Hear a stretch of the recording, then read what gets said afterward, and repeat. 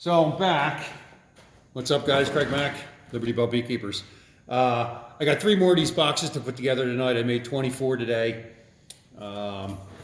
Pretty easily. I figured I'd put one on video and show you how I do it. So I make myself up a spacer block. It's 7.5 inches wide. It's the same width as the front and back panels. That's these pieces here. What I do is I just grab my back panel first, because that one goes straight to the bench. A little glue. Tight Bond is what I use, Tight Bond 2 or 3. They're both safe for indirect food contact. So those are the ones I use. They're also both rated for interior or exterior use. Now I'm using an 18 gauge stapler. That's my preferred method to put these together. I find it does a nice job holding everything together. It's quick. I have it. And when you're dealing with the kind of volume, trying to build 24 boxes today alone by myself, making all the cuts, making everything, put everything together myself, it's just the fastest thing to do. And I think that staples hold better in the plywood than a nail or a screw would. Nails and screws tend to separate the laminate between. The staples are a fine enough gauge where it can grab into any one of these or through them without really disrupting the laminate too much. Sometimes you get some voids and some space in there, and it will, crush in or cause a chip in the plywood, but very rarely. For those of you that don't have this kind of equipment, you can rent it. It's available to you at most of the home stores. You can rent it. The holiday season just passed, but a lot of times they do great sales during the winter time on finished nailers and compressors. But they're reasonably inexpensive to begin with, and you can get them very cheap in places like Harbor Freight or Tractor Supply. Not the greatest quality, and if you can, I suggest buying American. But if you're just looking for something quick and basic and cheap to do a few projects with every once in a while, it's a great option. Very economical option. And I'm not knocking Harbor Freight. I use plenty of things from there.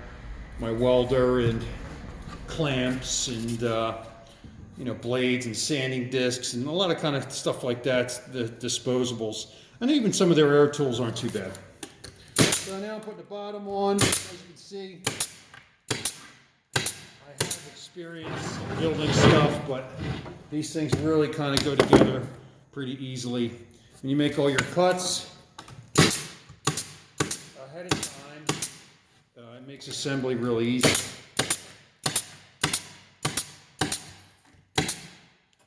So there's the 4 walls in the bottom. These are the cleats. This here, the one is cut. There was a mistake in my previous video for the back panel. They had it listed as 7.5 by 10.25, and it's not 10.25. It should be 9.5. This shelf is what the frames rest on, and the cleat is what holds it and closes off the box.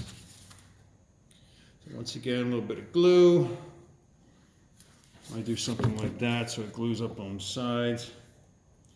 And whatever finish you put on it also helps to bond and seal it, but glue and staples so far I found work just fine.